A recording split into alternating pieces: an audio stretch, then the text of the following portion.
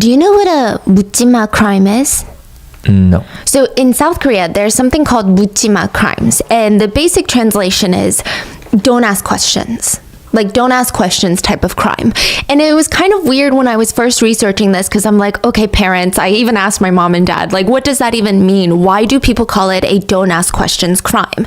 And they said, there's been a rise of crimes that are so random, so out of this world that it doesn't make human logical sense. So it's almost this, don't ask me why they did it because nobody knows. Don't even ask the perpetrator why they did it because it's not going to be a logical answer. Mudjima crimes. And these crimes are really, really outrageous. Today, we're going to be talking about two of the most recent ones that went viral in South Korea, and they are outrageous. One of them has CCTV footage that accompanies the case, so let's talk about May 22nd, 2022. So basically a year ago. It's 5 a.m. in South Korea. A 26-year-old woman who is known as Minnie, she was on her way home. She was walking home. And I think every woman has made this walk back to their apartment when the sun isn't up. And you know the feeling. Your shoulders are tense. They're up to your ears. Your blood is pumping. There's adrenaline rushing. And your head is checking left and right nonstop. And as you get closer and closer to your apartment, you feel a sense of a relief, if you will. You're like, okay, almost there. Just a few more minutes. Thank God, right? And then you open that door to the apartment building. And some of that tension is released. Not all the tension, of course not. I mean, not all of it is released until you're home safe and the door is locked. But at least you're in this well-lit lobby. You're in front of the elevator. You've pushed for the elevator button. You're in front of CCTV cameras. You're in familiar surroundings. Your family is just a few floors up waiting for you to get home. Minnie presses the call button for the elevator. There is CCTV footage of this for those watching on YouTube or Spotify. I'm going to include most of it. Now, Minnie makes it to the elevators. She's on her phone and pressing the call button when all of a sudden a man in his 30s named Lee Hyun-woo comes up behind her. And you know when someone comes up behind you, you kind of turn to at least look at them just to be aware of your surroundings. Minnie doesn't even have time to do that. It all happens so fast. He rushes up behind her, swings his leg up in the air in what is often known as a roundhouse kick, where you do like a semicircle with your leg and it's gaining momentum and you kick down, and kicks her on the back of the head. And just looking at the CCTV footage, this is a built man. I mean, a man his size who seems to work out can probably kick someone with 1,000 to about 1,200 pounds of force on average in the back of the head. She stumbles forward and the front of her head hits the building wall. So now she's slumped on the ground and quickly she's thinking of ways to protect herself from this random unknown attacker. She brings her knees up to her chest. She tries to cover her head with her elbows, but he's not done with her. He kicks her on the head 5 more times. She goes from being curled up in this fetal position to now being unconscious and laying stiff, like she's stiff as a board on the elevator floor. He kicked her out? Yes. Like, unconscious? Yes, all on CCTV footage. And he knows this. Everywhere in South Korea is basically covered with CCTV cameras. He takes her phone, picks her up like a rag doll, just using one arm. Imagine how much strength. I mean, she looks to be, let's say, average weight, 120 pounds in South Korea. He's picking her up with one arm, like a little suitcase. That's terrifying. Just think about how much force he's able to kick with if he's that physically strong. He picks her up and takes her to a corner of the building that has no CCTV cameras, a blind spot. He is there with her unconscious body for 7 minutes. For 7 minutes, he is with her.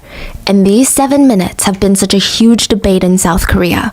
What the hell happened in those 7 minutes? What did he do to her? Will the victim ever even know the truth of what happened?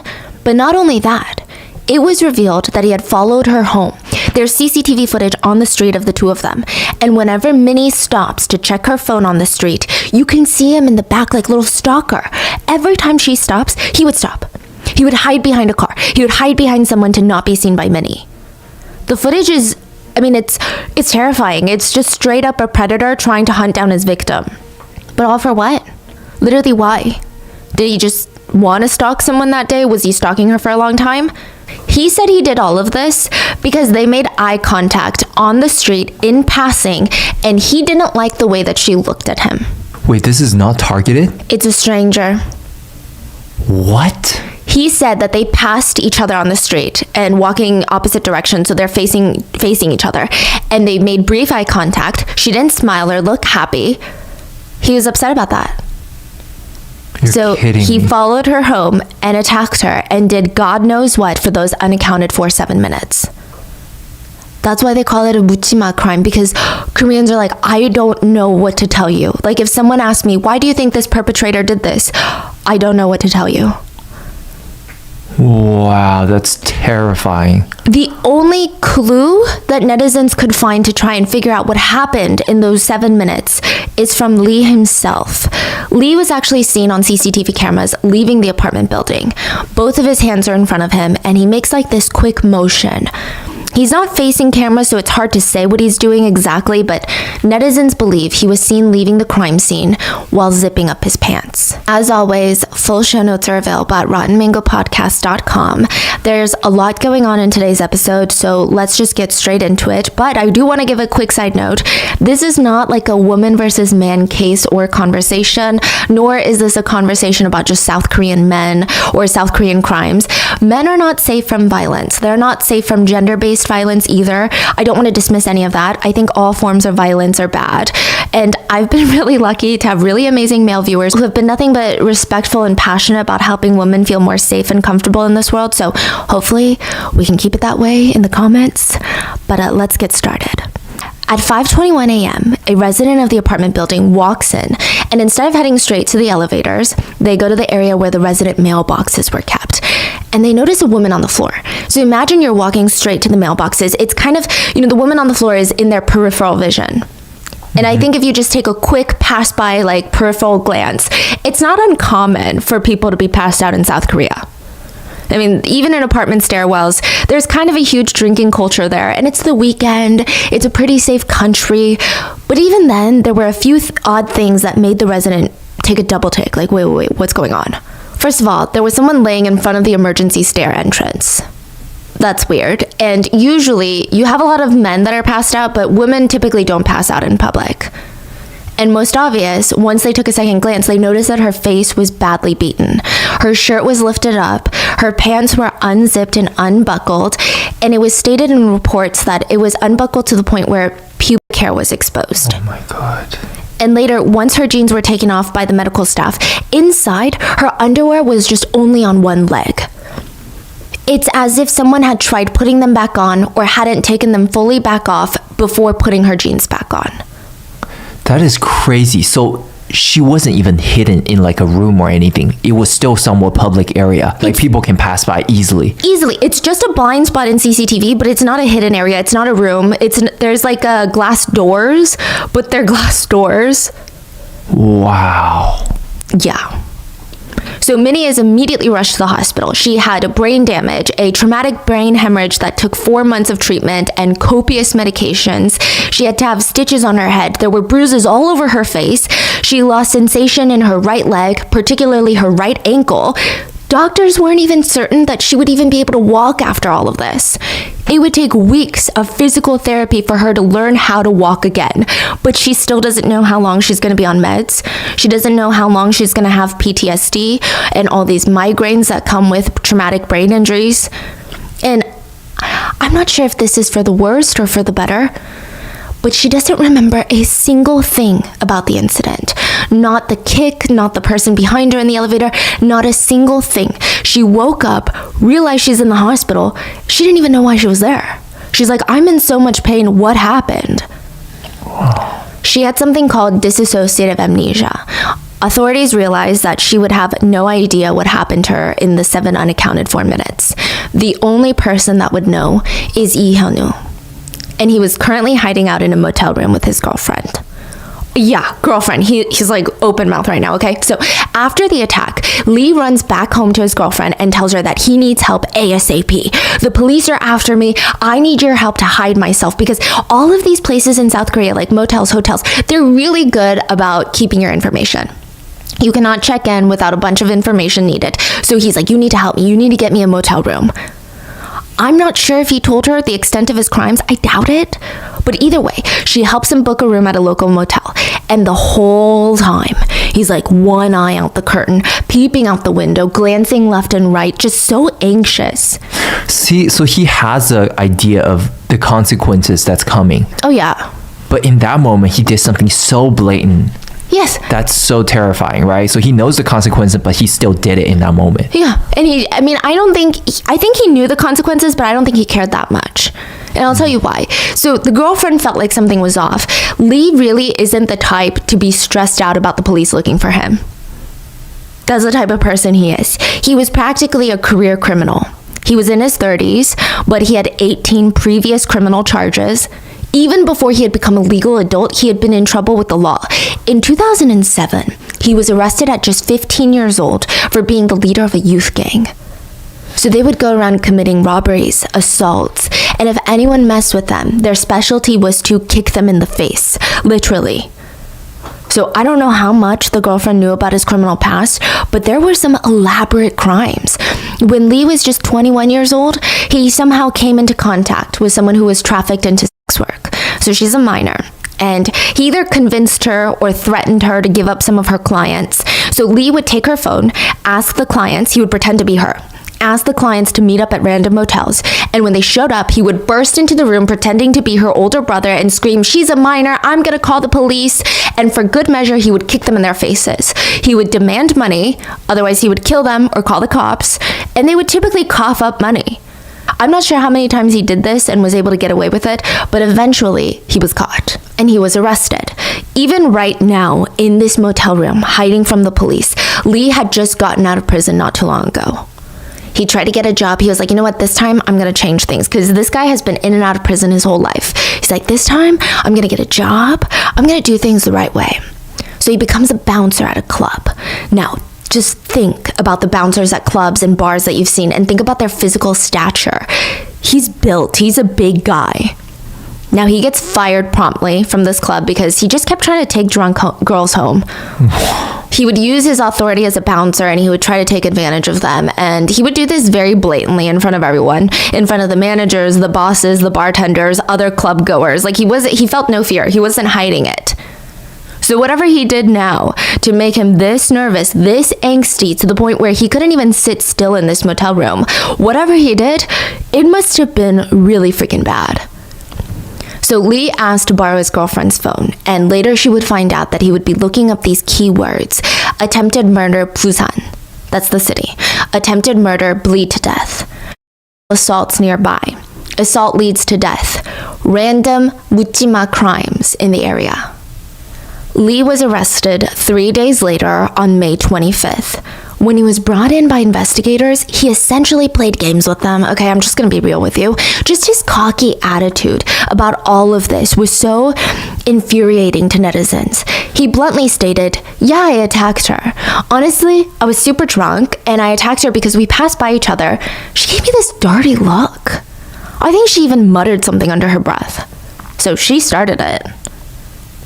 He stated that he was so drunk, he didn't even know or remember if she was even a female. He's like, I wasn't trying to attack a female. It wasn't a gender-based crime, guys. I was so drunk, I didn't like the way that this person looked at me. That's it. The police did not believe him for a single second. They found CCTV footage of him following her home for at least 10 minutes, and he's hiding. He's stopping every time that she stops. He's keeping his distance. Does that sound like someone who was so drunk he couldn't even tell that she was a woman?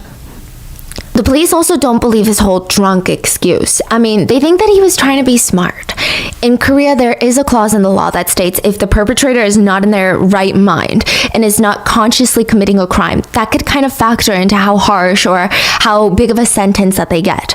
The police don't buy it. He's acting as if he was so drunk that night he was out of his mind. But even in the CCTV footage inside the apartment building, remember how he picks her up like a rag doll? Mm-hmm. Well, one of her shoes fell off. Then her purse falls, and he goes and he keeps bending down to pick them up, indicating he doesn't want anyone to know of his crime or look for her while he's off doing God knows what for 7 minutes. So they asked him a few questions about his crime, and he just gave such ridiculous answers to the whole thing.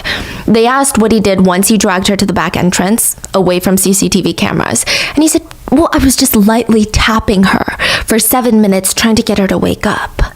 And going back to his drunk excuse, it's presumed the police showed him footage of, him hiding while stalking her all the way to the apartment. And he stated that he was so drunk, the reason that he stopped and just hid behind these cars wasn't because he was following anyone. It was because he kept wanting to throw up. And, out of courtesy to the general public, he didn't want to do it in the middle of the street. And this part is wild, but the police just kind of took his word for it. I mean, let's be real. Anyone with any sort of sense can tell that everything about this case screams SA being the main motivation. He followed her because he wanted to do something very bad to her. He kicked her unconscious because he wanted to take advantage of her body. All the police need to do is even consider how the victim was found at the crime scene, how he had dragged her away with all of her clothes on properly. Then he took her where there are no cameras, and suddenly her pants are found unbuckled, unzipped, her underwear had been taken off and was just on one leg now. Consider the facts, and you could easily charge him with SA on top of attempted murder. But the police stated, without the victim's testimony or an eyewitness or CCTV camera footage, it would be nearly impossible to charge him with SA. Especially since he was denying that he could ever SA anyone. How? Why? What do you mean you could never do it? Is there a medical reason you could never do it? And he said, no, I can never do that because I have a girlfriend. Oh yeah, because you were just like a morally upstanding person. He literally said that. Side note, the hospital stated that they didn't get any DNA from the victim's body because they were so busy trying to save her life. Oh, come on. But they did have her jeans and her underwear, which were tested very carelessly. So it's going to be tested again, but the very first time that they tested her jeans and underwear, it was like the worst job I'd ever seen. So they tested for DNA only on the elastic rubber band part of the underwear. So like the top part that helps it stay put? That's what they tested. They didn't check inside or the whole underwear. They also said since he picked her up, his DNA was bound to be all over the jeans. So they only initially tested the button and buckle of the jeans for his fingerprints. His fingerprints were not on there. And because of that, they said that they weren't going to charge him with SA because they had no proof. This is insane to me. Even the victim, Minnie, stated that she had been bleeding from the rectum for about a month after the assault, and the authorities were like, well, we don't know if that's connected to the assault or not. I feel like as a middle schooler, I could have put 2 and 2 together. Like as an elementary school student, it's like, okay, A plus B equals C. What are you talking about? Minnie said that she felt so helpless. The prosecutors were hoping to get 20 years in prison for Lee, which honestly feels weak considering his lengthy criminal record and his lack of remorse. So he's getting charged the first time with attempted murder. Now, the problem is, that's not really that good of a charge. Attempted murder, they're looking for 20 years. Because she's not really dead, is kind of, I guess, how they see it. That's crazy to me. Like, you tried to kill someone. Why does it matter if you failed or didn't succeed? That's wild. I think it should be charged just like murder, right? But attempted murder is about 20 years. And on top of that, he's using this, I was so drunk, it was this impulsive thing as an excuse. That was his motive. Whereas if his motive was SA, it's a much harsher charge that he's looking at and probably a much larger sentencing. And the court couldn't prove that his motive is SA. Yeah, so with the attempted murder charge, he's saying, I was so out of my mind, I was so drunk, I wasn't thinking clearly, I was intoxicated. With SA, it's like, this is so premeditated. You followed her for the sole purpose of trying to do something to her. And then you did this for the sole purpose of doing something to her. So it's a lot more sinister, but they're like, we don't have proof that there was any SA. Yeah, so the first trial came and went. He didn't even get 20 years. The judge sentenced him to 12 years. 12. Why? He wrote a, quote, apologetic letter to the court system. Minnie didn't even know about this letter. She found out online that he submitted a letter, and she said, I wondered who he was apologizing to. I haven't gotten an apology yet. I haven't forgiven him yet. Who is he apologizing to? And the fact that the judge took that into consideration for a more lenient sentence is just beyond the world. I mean, netizens were so baffled by this. Meanwhile, Minnie can't sleep more than 2 hours a night. She She takes a handful of sleeping pills every night. She can't go outside on the street without having so much anxiety. She said it feels like she's drowning. She hasn't known a day of peace since the attack. Everywhere she goes, even at home, she's constantly looking over her shoulder, literally, because this happened behind her. She always feels like there's someone there, someone watching her. I don't know how she's ever going to have a normal life again. Since the incident, she lost 20 pounds.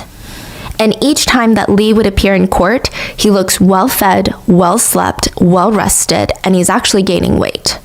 He seems to be enjoying himself. In fact, a fellow cellmate of his came forward to state that in prison, Lee was talking about how he was going to break free the first chance he got, and the first thing he wanted to do was go and kill Minnie.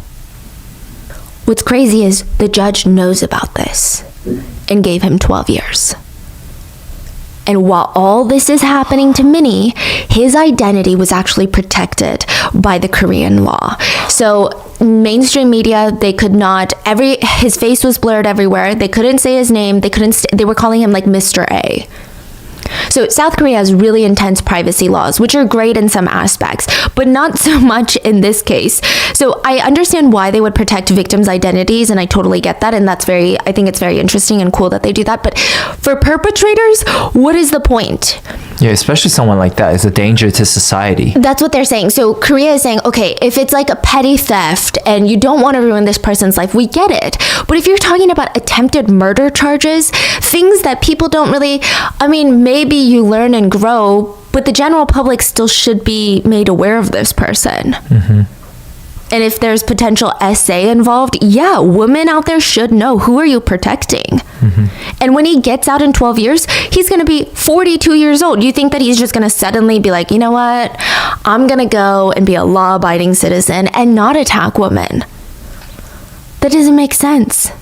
Even the court stated that when he was tested for psychopathy, it's like the psychopath test. He received a high score of 27 out of 40. They also stated that he tested positive for high risk of reoffending.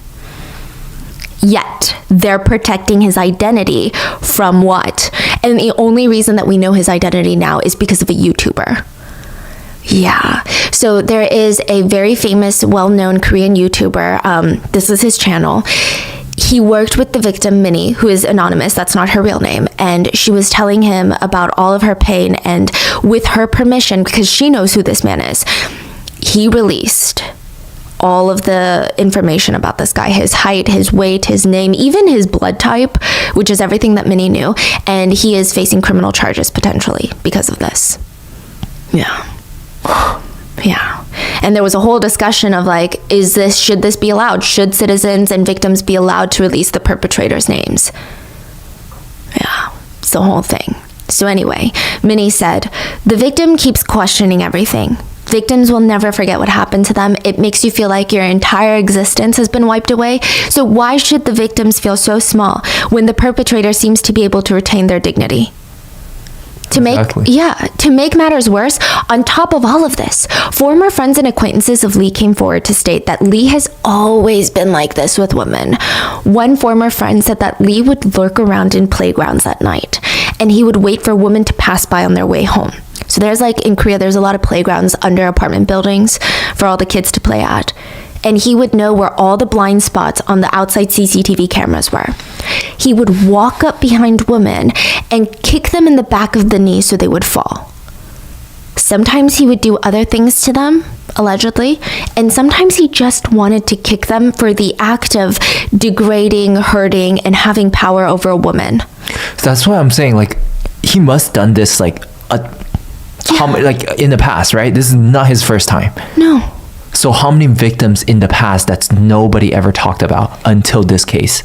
And how many of them don't even remember what happened? Because he worked as a bouncer at a club. How many of them, maybe did he drug, allegedly? Or how many of them has gone to the police and they didn't do anything about it? They're like, well, you don't remember. How is it a crime? Yeah, we can't find him.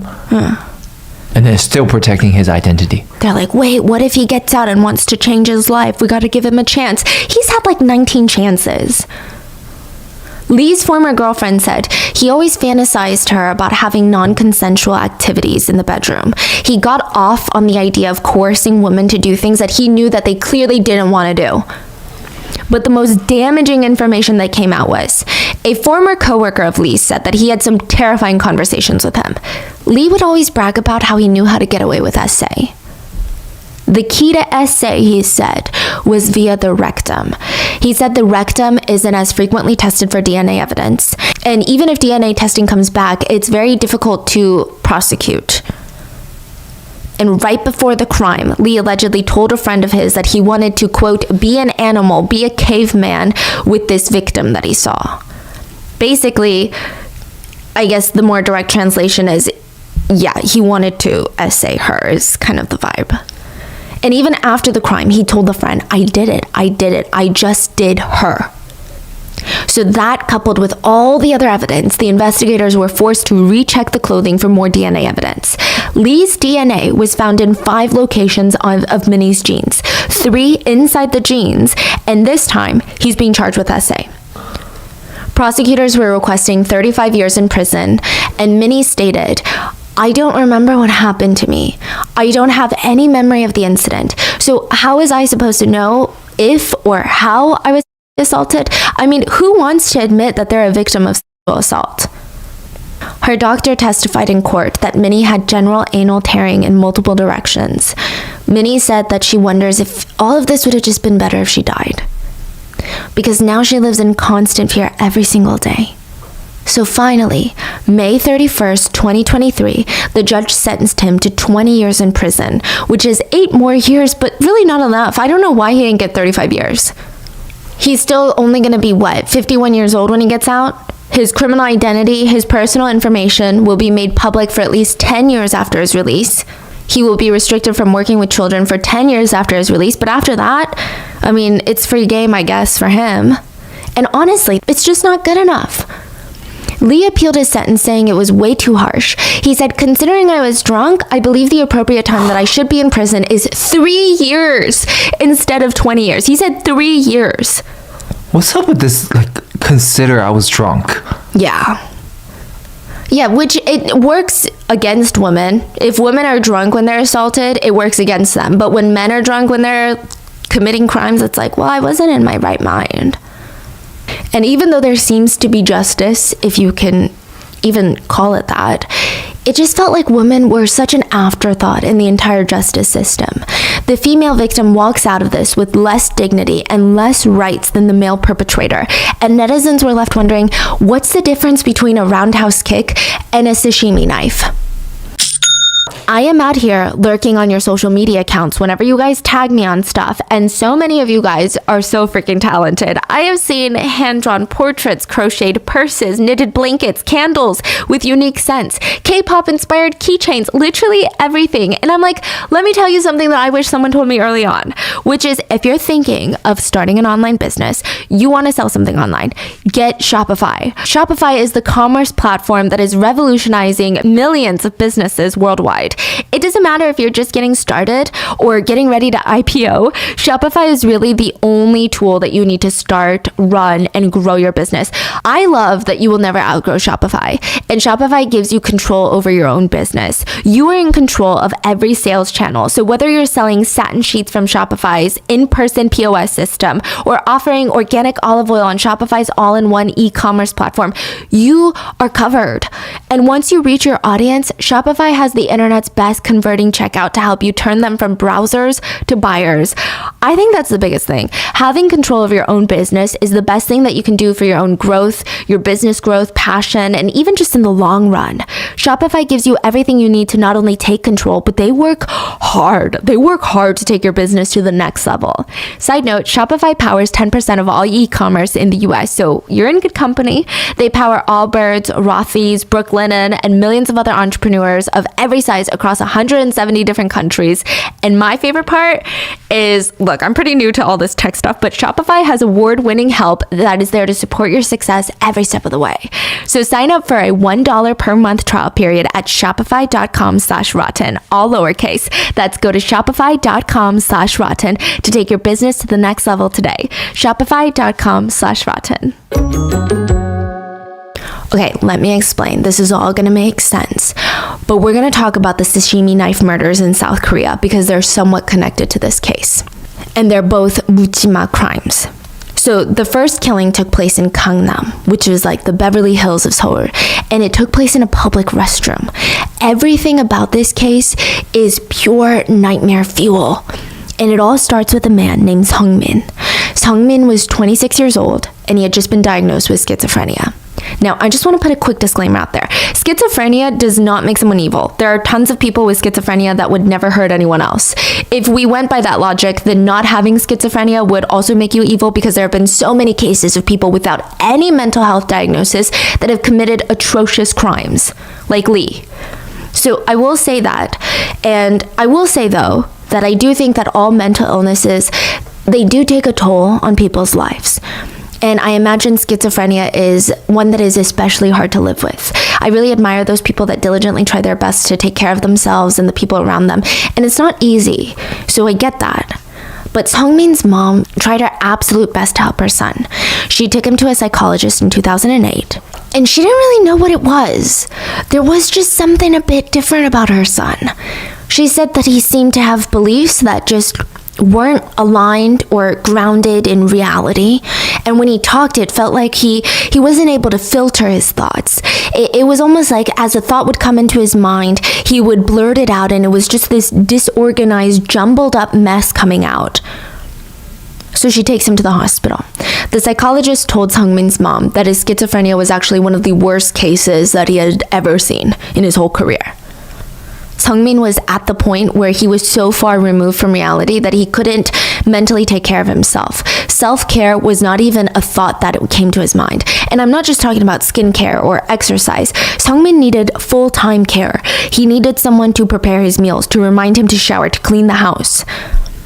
But the doctor said, don't lose hope. Like most people with schizophrenia, Seung-min might improve drastically if we can develop a strict routine that he sticks to. We need to make sure that we get him on meds and he does everything that he's supposed to be doing. Have him take these meds. Stick to a routine. It's not going to be easy, but we should be progressing. We should be okay. Seung-min's mom is doing everything she can. Everything the doctor tells her to do, she's trying to do it. I mean, she tried everything short of holding him down and force-feeding him medication. He just refused to listen to her. He didn't take any of her advice. His mental condition was worsening, and in 2011, he was hospitalized for 6 months. And this would just kind of set the pattern of his life. He would ignore his mom, get worse and worse until he's hospitalized for about 6 months. It was like a reset button. Then he would get out, and the whole process would happen all over again. I mean, I sympathize with him because it must have been really hard for him and also his family. In 2013, he was hospitalized again, then in 2016. Now, at this point, when he's released from the hospital in 2016, he's 34 years old. When he's discharged, the doctors recommended that he live with full-time care. His parents are like, well, we can't really afford that. And also, no one's going to genuinely care for our son as much as we do. So we are going to be his full-time care. Everything fell apart when Seung-min and his dad gets into this huge fight. There's no information about what the fight was about, but afterwards, Seung-min and his dad's relationship was just completely shattered. It was broken. Seung-min packs his bags, and without a second thought, he elopes. So eloped is a term in the medical field for a patient who basically goes MIA when they most definitely should not be MIA. It's more extreme than an adult running away, or even a minor running away. A person who elopes in the medical sense is someone who physically or mentally relies on full-time care and assistance in order to function well in society. You cannot just run away into the sunset and live happily ever after. An eloped person is someone who has a high chance of hurting themselves or hurting others if they're not found. That's why if you report someone missing and they're an adult, the police will usually ask you, okay, are they elderly or do they have medical concerns that we need to be aware of? His psychologist, his parents, they start looking for him. The police get involved, and he's considered a high priority missing persons case. Now, Seung-min is off the radar with his parents and the medical staff. He has no access to shelter, bathrooms, showers, and the most concerning thing, he has no access to his medication. And he's surviving on the streets of Seoul, but just barely. He gets an entry-level job at a restaurant, and when he's not at work, he would just mindlessly roam around the streets of Seoul. He would sleep on benches. He would sleep on sidewalks. His work gave him enough money to buy himself food every day, but that's it. He doesn't have money for a motel, for anything. He lives like this for months. He has no home to shower in, no bed to sleep in, no clothes to change into. He didn't even bring things when he ran away.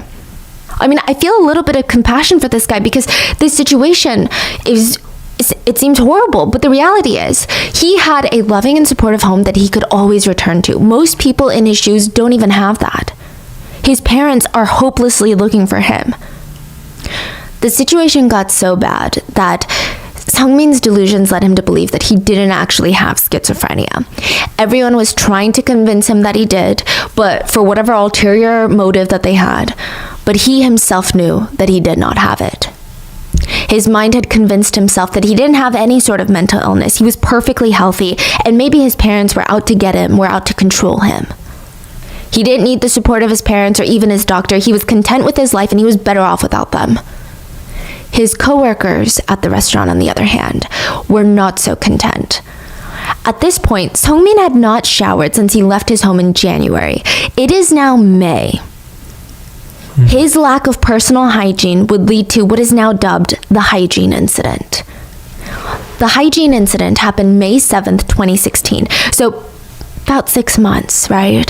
And yes, the coworkers had noticed. For months now, they had noticed. They had whispered about it to one another. They talked to their friends and families outside of work.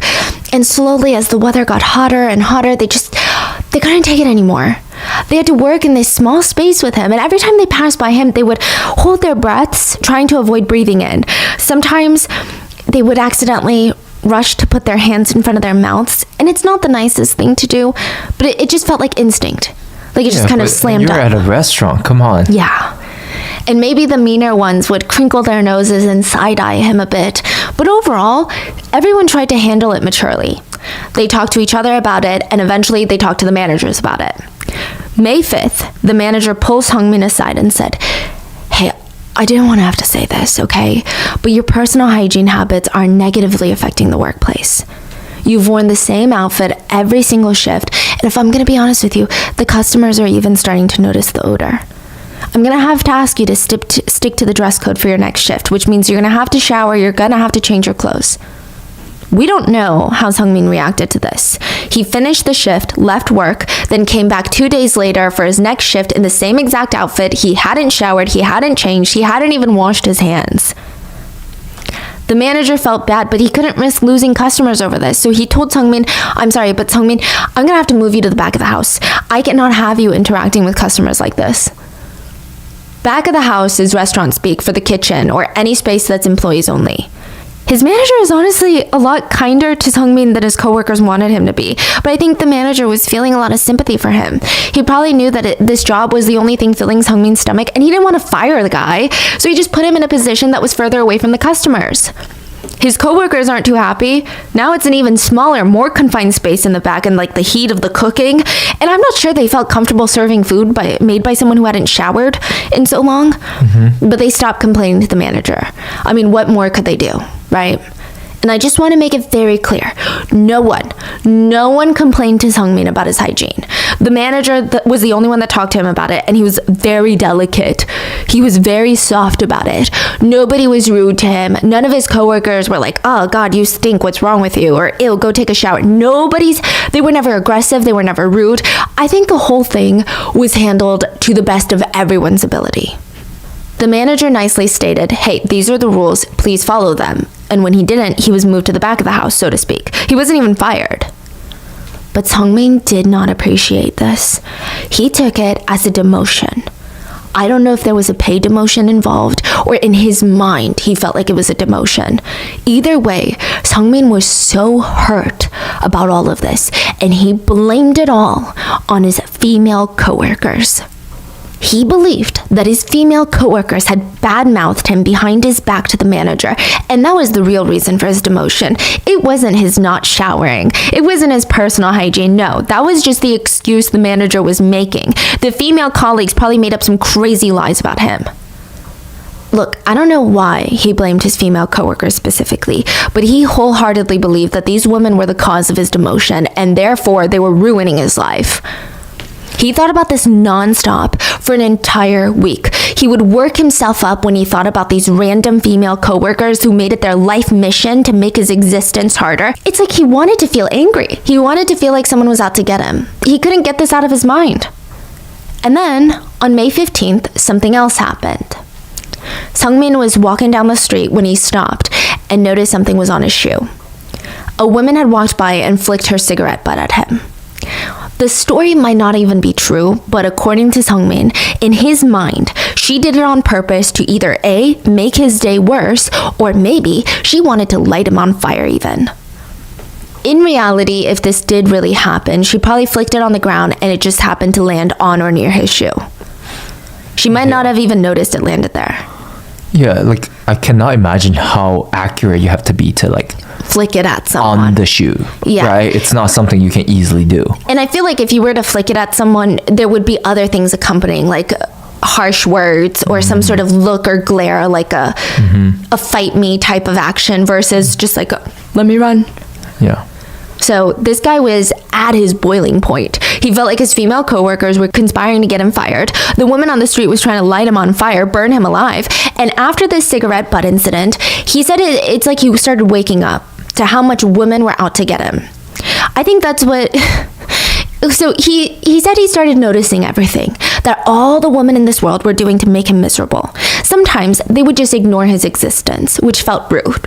You know, they wouldn't move out of the way when he's walking directly in their line of sight, which, like, okay, if you think about it, he's walking directly in their line of sight. Why should they move, right? But even ruder were all the women that would deliberately walk slow to make him late for work. He said the women would get together in groups in front of him on the sidewalk and walk so slowly, and they would talk and giggle and take pictures and step by step be crawling down the sidewalk, and they knew that he was standing behind them and that he was running late for work, and they did this on purpose to make him late for work. They were conspiring with the female coworkers at work to get him fired. That's not all. He had woken up to just how cruel women were. He said women would bump into his shoulder on purpose on this whole metro, the train. They would beat him down on the shoulder is how he described it. Every single day they would beat him on the shoulder. In reality, if you've ever been to Seoul and if you've ever taken the train, the metro is really full, especially during rush hour. And these women are probably not trying to touch anyone, if I'm going to be honest with you. No one wants to make skin-to-skin contact on the metro. So they're being pushed and shoved themselves, and they're not trying to beat anyone down. Seoul has a population of 10 million people.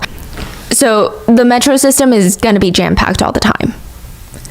But to Sungmin, every day, without fail, women would get onto the metro with the sole purpose of beating him on the shoulder. The ones who weren't there to hit him were there to stand right in front of him and block his way. Again, if you've ever been on a busy train, you know that there's going to be people inches apart and they're going to be jam-packed in there like sardines. No one is standing between you and the door. They're not trying to block you. They're just standing there because they have to get somewhere too. So all you have to do is say, "Excuse me," then you get off. For him, though, the women were blocking him.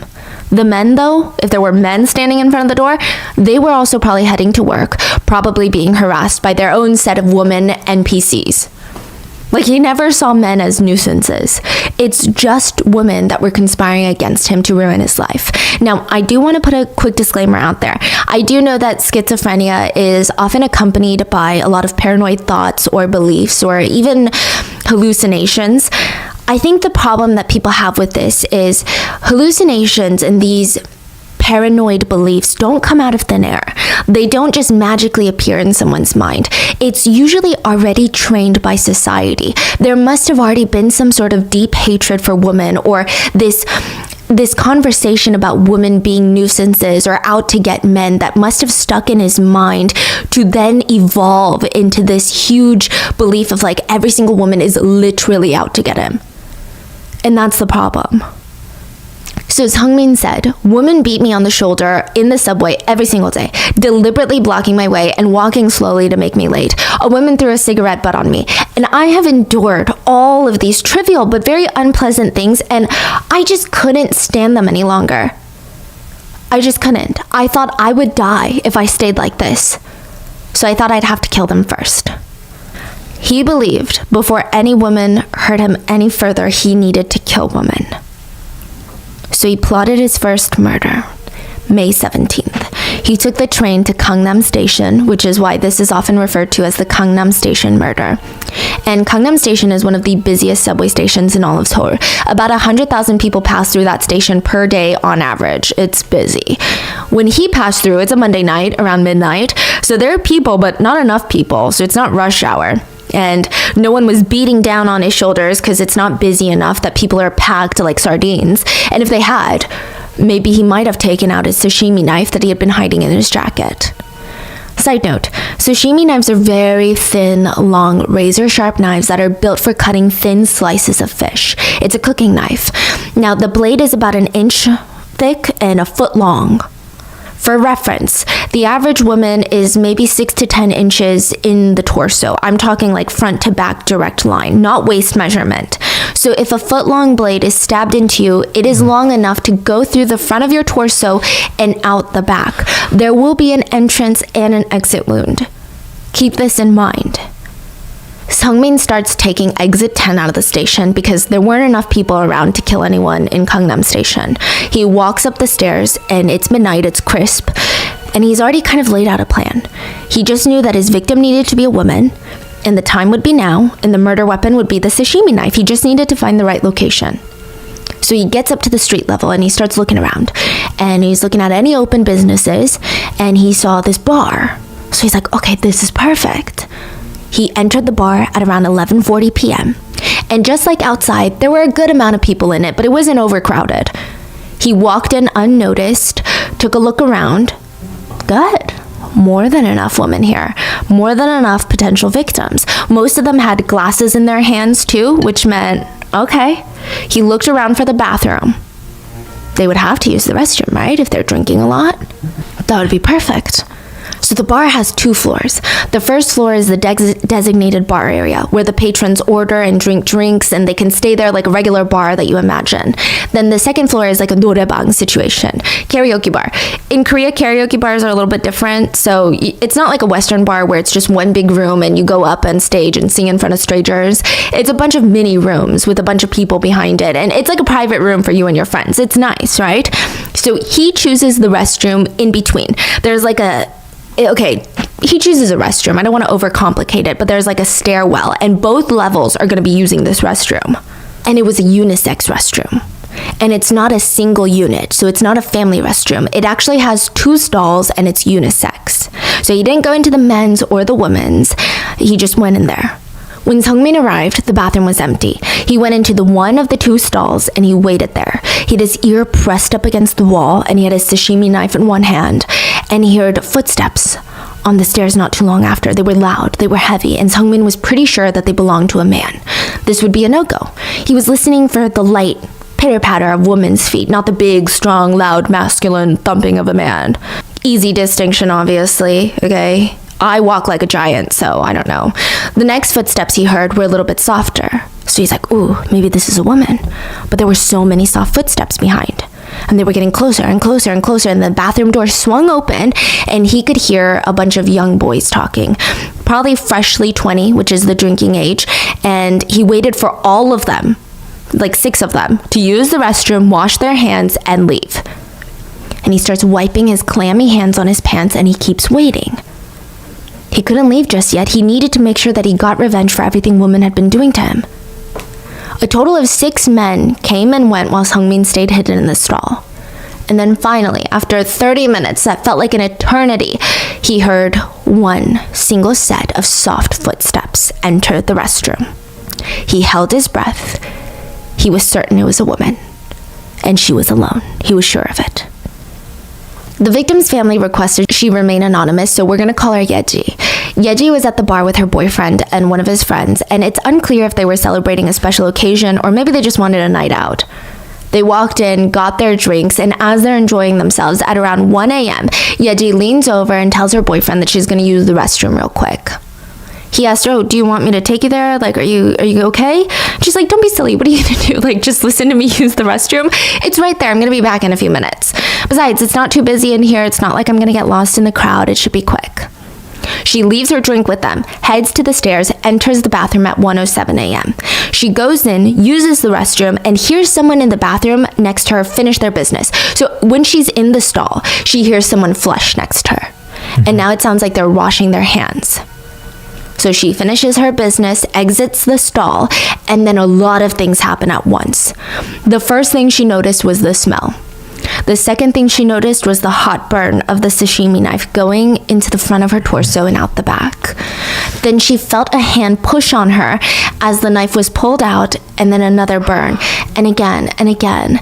And then she just saw this man rush out of the restroom. She saw his head bob down the stairs before the door fully swung shut. And then she hit the floor. Her boyfriend got a little worried when she didn't come back right away, but he didn't want to overreact and go check up on her. He also didn't know probably that the restrooms were unisex, so it's not like he can burst into the women's restroom and be like, Yeji, are you in here? He glanced around. I mean, everything seemed okay. Nobody was freaking out. There was no commotion. So he reasoned with himself, well, okay, maybe she was on her period. Maybe she had stomach cramps. But after 30 minutes had gone by, he started getting really worried.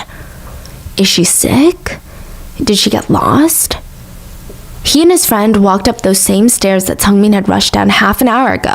They pushed open the door, and before they registered what they were looking at, their feet came to a wet stop on the floor. Oh my God. They looked down at the squishing noise, and they had stepped in blood. Yeji was alive, but barely. She was unconscious and barely breathing. She was bleeding out on the bathroom floor. You have to remember that she was stabbed 4 times, but because the sashimi knife went through her entire body, there were 8 wounds that she was bleeding out of. She was rushed into an ambulance, and the paramedics tried to stop the bleeding, but too much had already spilled out, and her pulse was fading, and eventually it stopped completely. Yeji died on May 17th, 2016, before the sun came up. She was 23 years old, which is in Korean age, so probably in US age it's like 21. The police had no trouble finding Sungmin. There was CCTV at the stairwell of the bar. They caught Sungmin going up. They caught Yeji going up and then Sungmin running down. He was sitting in an interrogation room by 10 a.m. that morning. And he denied everything. He said, no, I don't even know why I'm here. I wasn't involved in whatever you think I was, and I have no idea why this foot-long sashimi knife covered in blood is in my jacket pocket right now. I have no clue. He still had the blood-covered knife in his pocket when the police arrested him, and he still denied all the charges. He was like, what girl? What murder? Who are you talking about? You have no evidence. Contrary to Sungmin's belief, CCTV footage and a bloody knife were pretty good pieces of evidence. The police managed to bring him back to reality and convince him that, hey, the game is up. And when they asked him why, they wanted to know if Sungmin knew the victim, if he had been following the victim, stalking her, how long he had been watching her. Typically with stabbings, there is a connection between the perpetrator and the victim.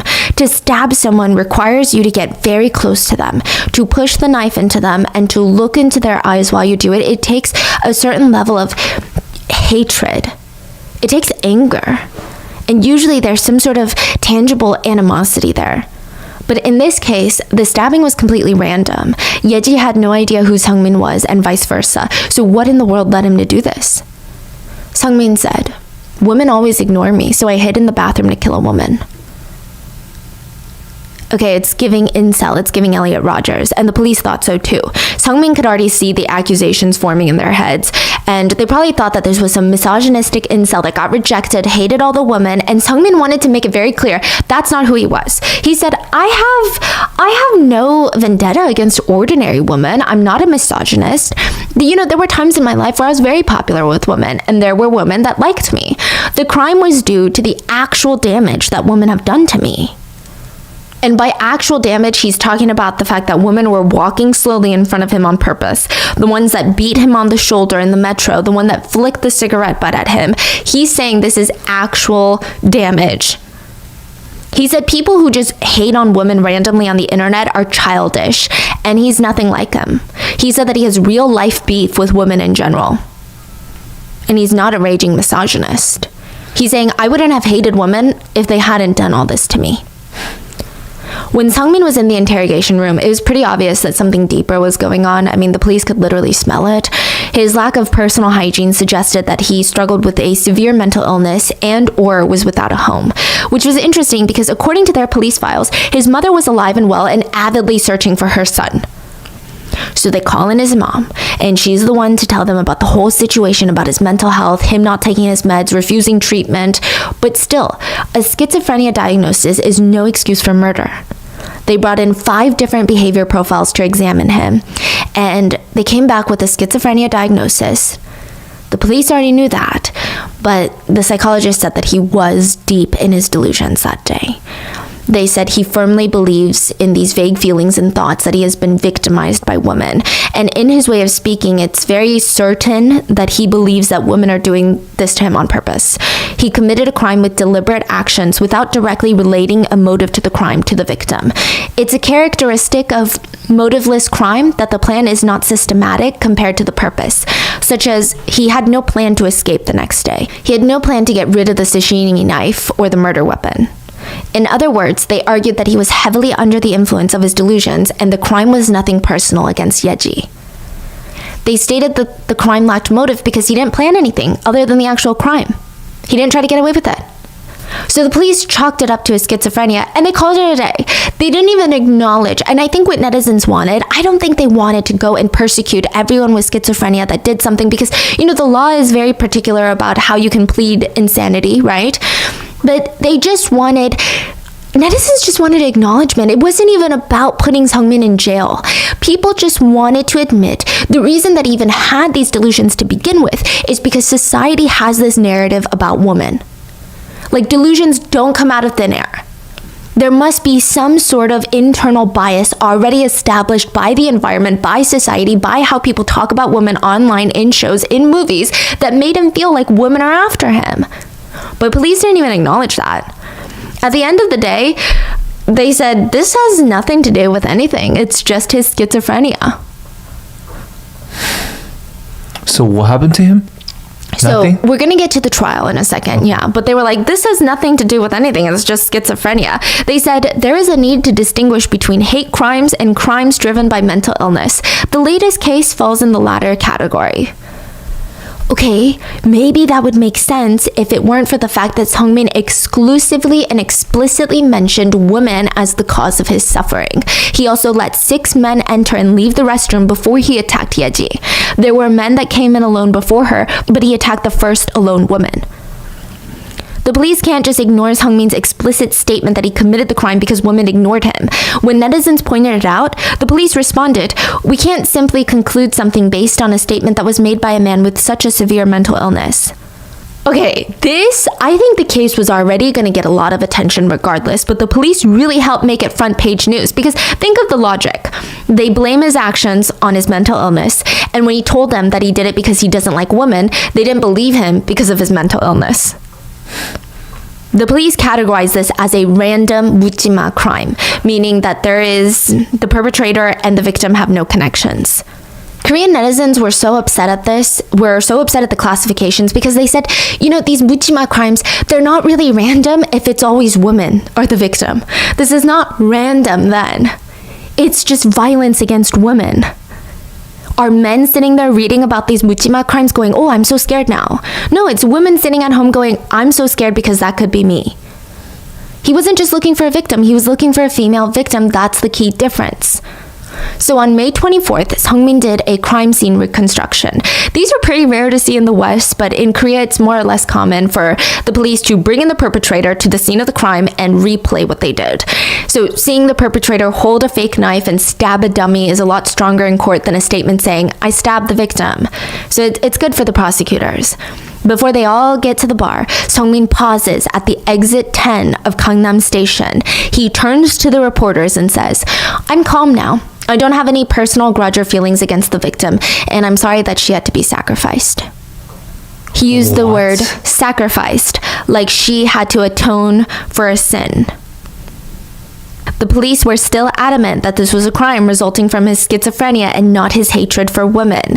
Netizens were baffled, especially after hearing that, because would it be unrealistic to assume that his crime was influenced by both his unchecked mental illness and his hatred for women? Like, it doesn't have to be either or. So his trial started in September, and the defense had a tough time due to the mountain of evidence. You know, I think the bloody knife in his coat jacket is pretty hard to talk your way out of, but they did their best. They tried blaming all of this on his mental illness and incompetence somewhere in the slew of medical professionals that cared for him during his hospital stays throughout the years. They said it's not Seungmin's fault, it's schizophrenia's fault. They asked the judge for a mandatory 20 years in a mental health facility and an ankle monitor. The prosecutors aimed for life in prison. They brought out the overwhelming amount of evidence, and you know, there was no doubt that Seungmin had murdered Yeji, but there was also the evidence that he was looking for a female victim. Seungmin was sentenced to 30 years in jail. Now, I think that there were a lot of mixed feelings about this in South Korea. You know, I think there were feelings of, at the end of the day, he did what he did. He probably needs mental help more than jail. And then other people were saying, it doesn't matter. Like, this feels like a gender-based crime. So there were both, I could see both sides.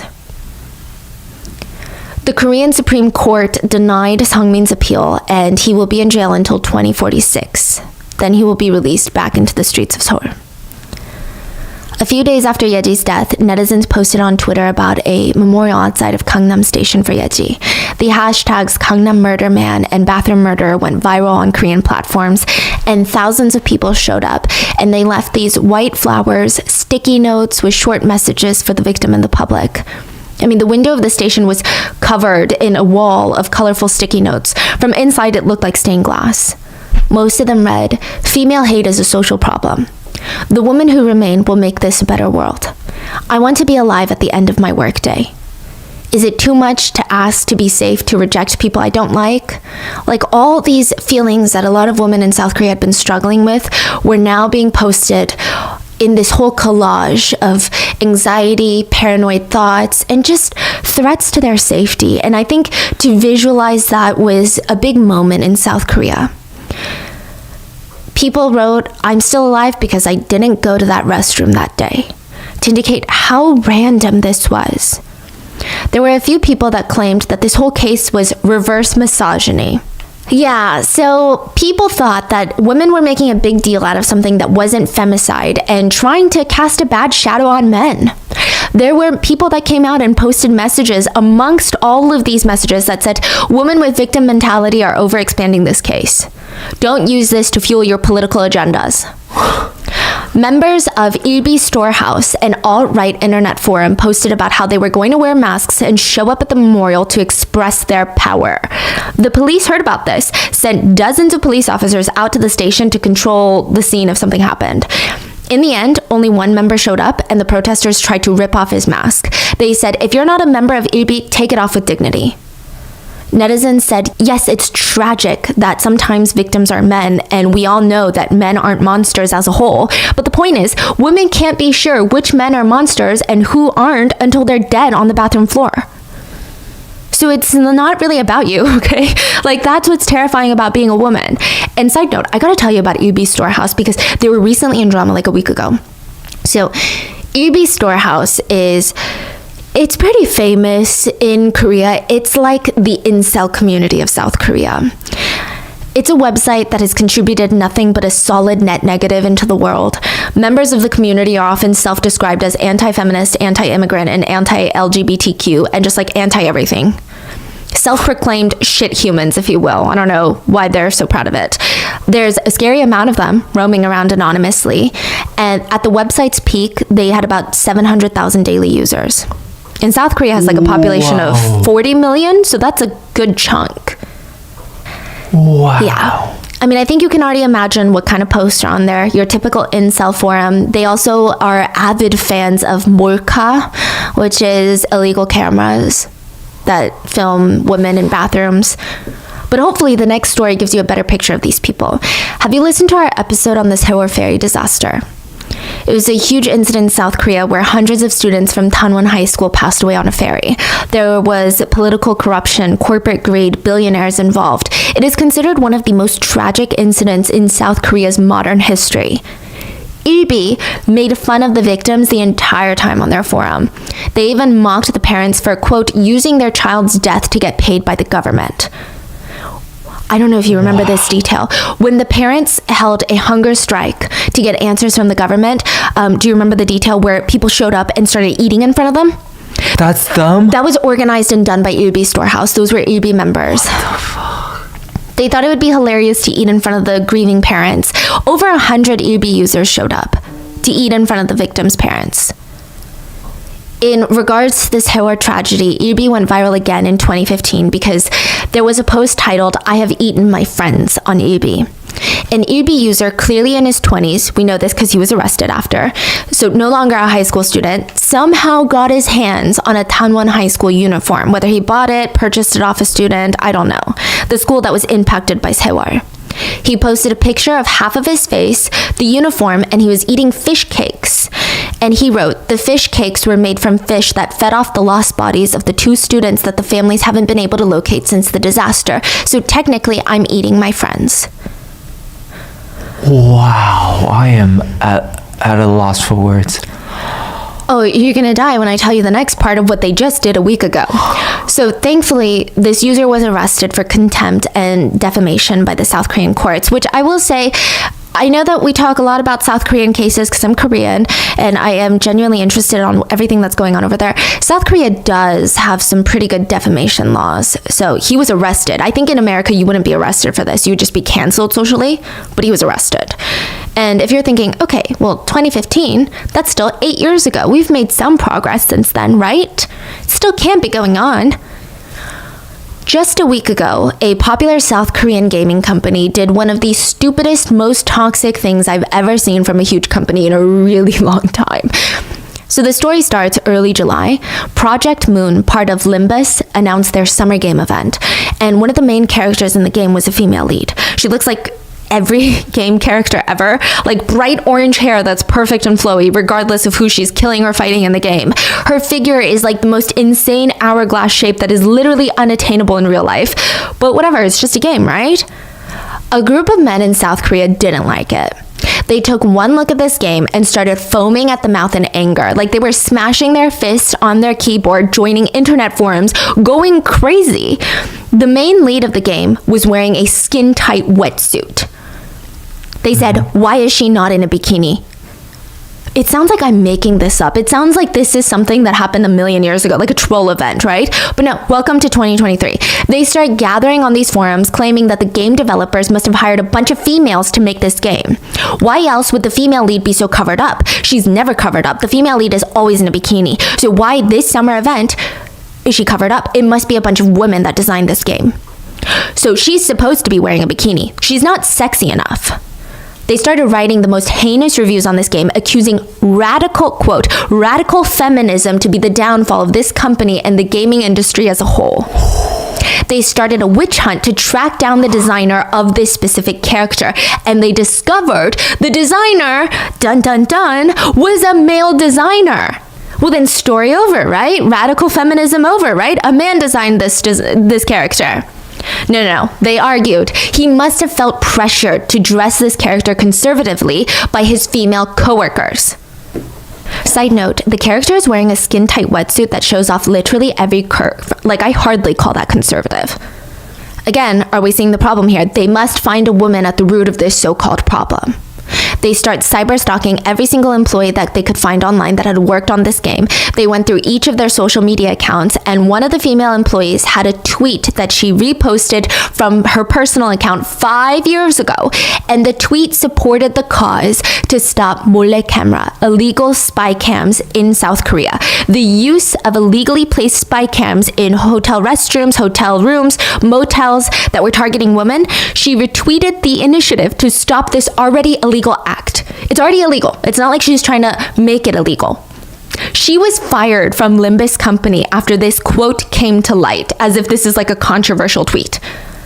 This is a week ago, 2023, Wait, 1 week ago. The company fired her, why? Because all these guys online were making such a big fuss about it, how she's a radical feminist. And she's imposing her political agendas onto this game. And the game probably, these are their demographic. Yeah. Oh my God. And I say this in quotations like came to light because she's not hiding it. The company fired her stating that they had company rules that each employee was to follow, and one of them included not voicing controversial opinions on social media accounts. Spy cams are illegal. To voice that you don't think people should be doing illegal things is now controversial. Imagine you get fired because you tweeted, "Hey everyone, stop speeding, it's against the law."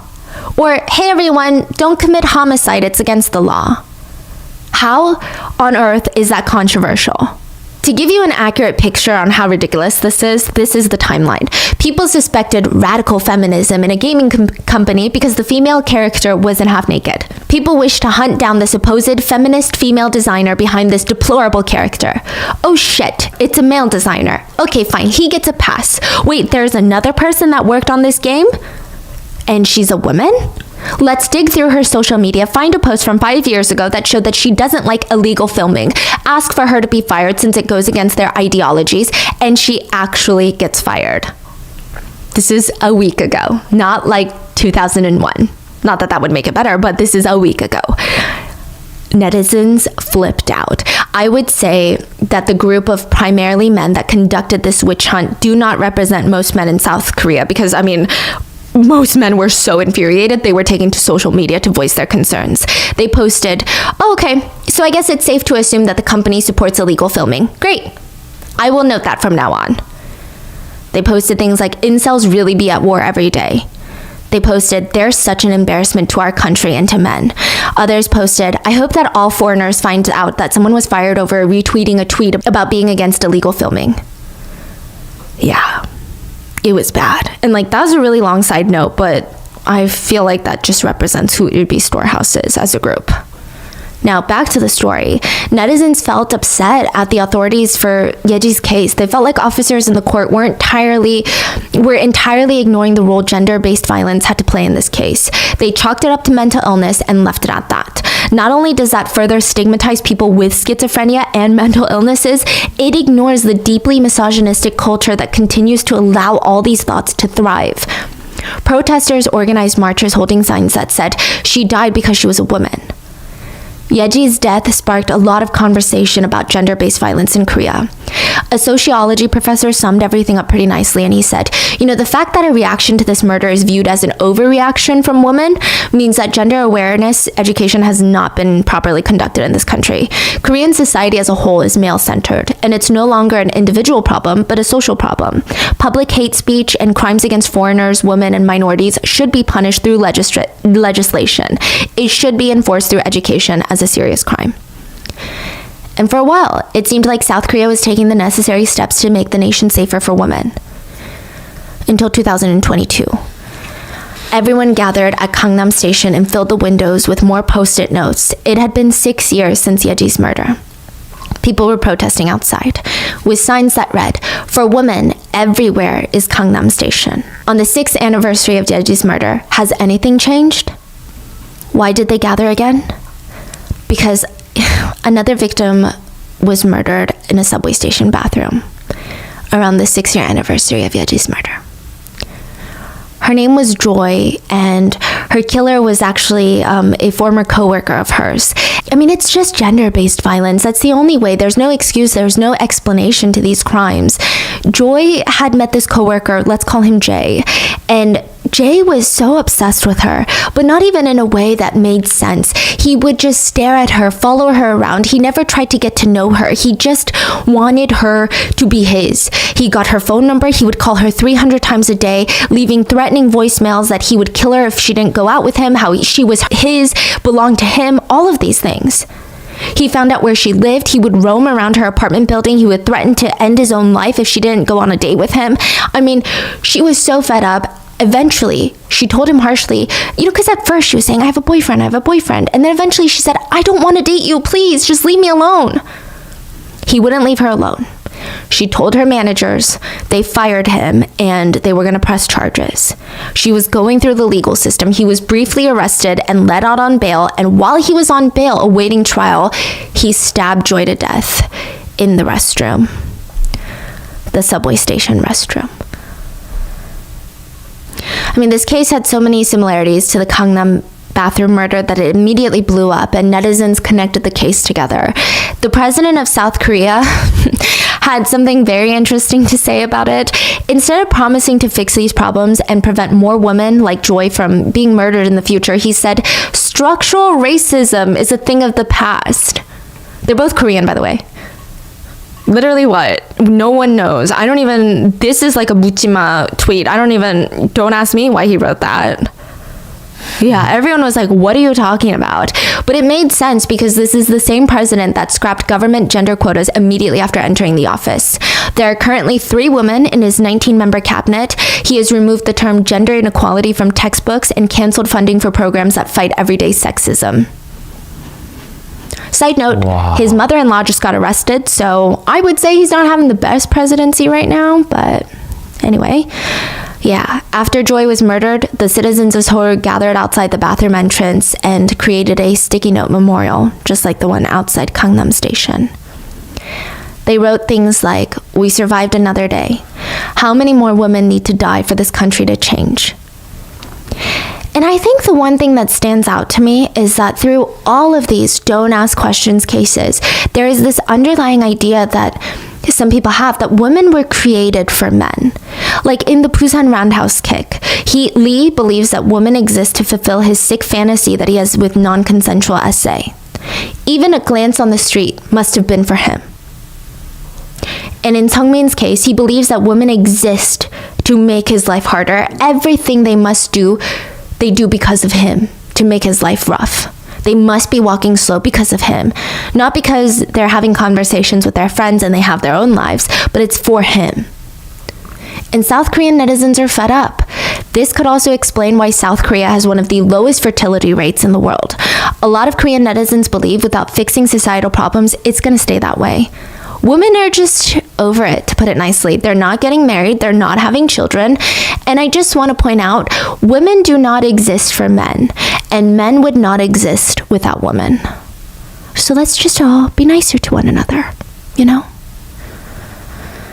And that is today's case. And again, this is not a women versus men topic. And if you as a man are watching this and you feel like it is, I think that would be a really good moment of self-reflection because I think most men that watch these videos and are in my personal life, they don't ever see these cases as men versus women. They see it as, how do we help? What can we do? So make sure to leave your thoughts in the comments. Please stay safe. I will see you guys on Wednesday for the main episode.